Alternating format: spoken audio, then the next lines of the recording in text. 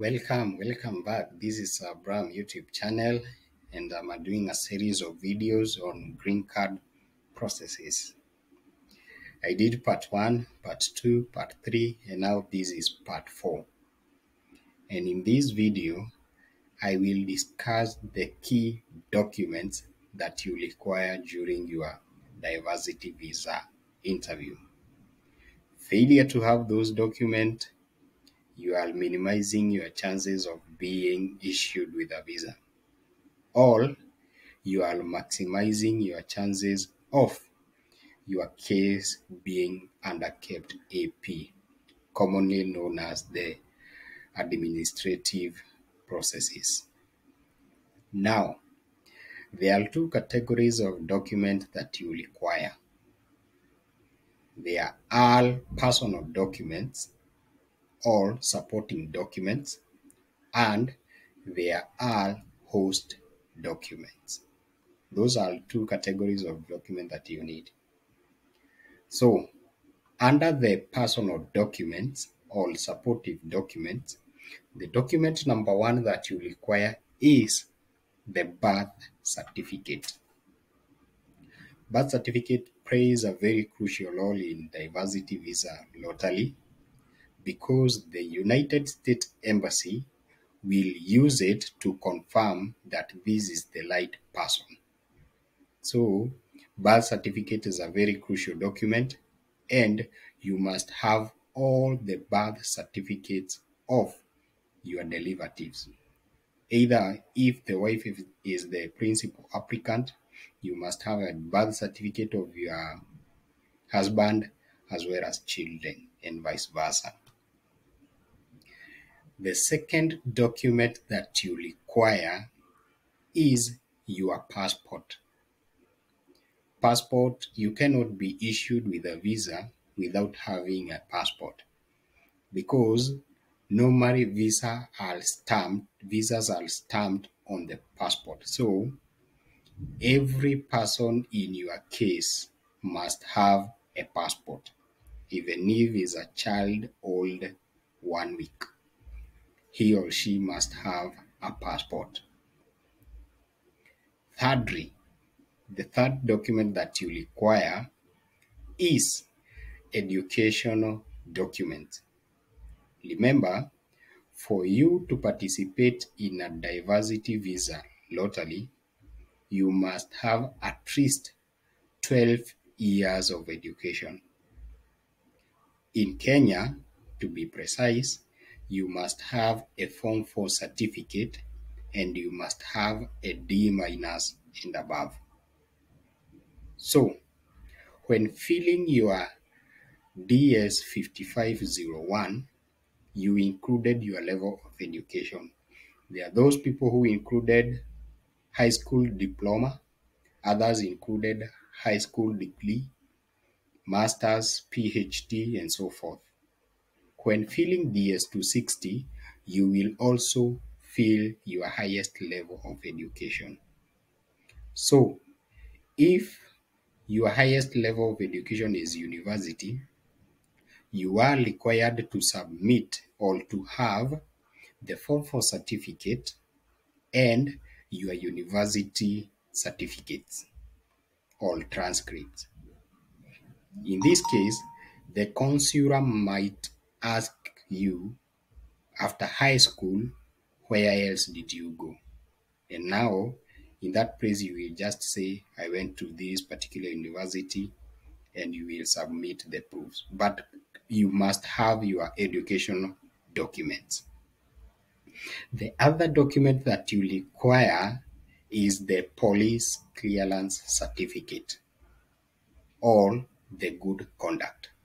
In Kenya, we call it good conduct. In other countries, they call it police clearance certificate or PCC. In this case, I can advise you to take your police clearance certificate once you have received your first notification letter. The reason as to why I'm saying this is because if you have a low case number, let's say for example you have a 2000 case number, you are assured of that your interview will be scheduled on October or November, since you have a 2000 case number and below. So it is your high chance to apply for a good conduct, so that during your interview you will have it ready. But if you have a higher case number, probably maybe your case number is 30,000, your chances of being interviewed in the same year, let's say for example, you applied for DV 2024, results were released on May this year. Now you get the first notification letter and you have a higher case number. Let's say, for example, you have a higher case number of 30,000. Your chances of being scheduled for an interview in the year 2023, they are minimum. So you will be scheduled for an interview in 2024, probably in the month of March, April, May there, or towards August. So if you receive your first 1NL and take your police clearance certificate, there are high chances that the certificate will expire before you are scheduled for an interview. Because in Kenya, police clearance certificate expires within a year. So it is advised, if you have a higher case number, you are required to take a police clearance certificate once you have received your second notification letter, to avoid it being expired. You have to note that.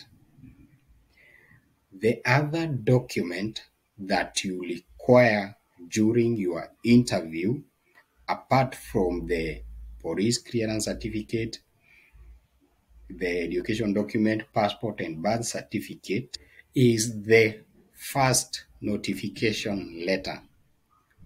Once you have been selected, you are issued with a letter congratulating you or informing you that you have been selected for further processes. That is a key document that you must show. And I discussed what first notification letter entails. The other document that you require is DS260 confirmation page. This confirmation page is just a proof that you have submitted your DS260.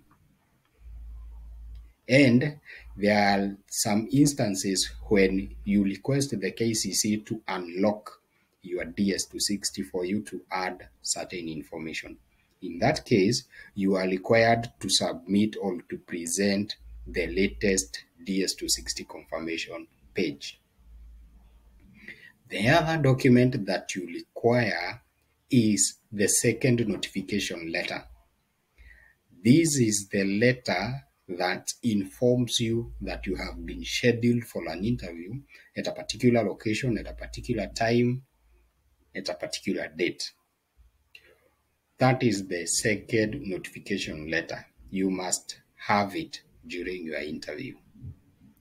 The other document that you require is the medical or any document you are given after you went for your medicals. There are those people who might be given a paperwork or a compact disc. You are required to go with it during your interview. Lastly, you need to have at least 4 passport photos. Those photos must meet the American visa passport standards.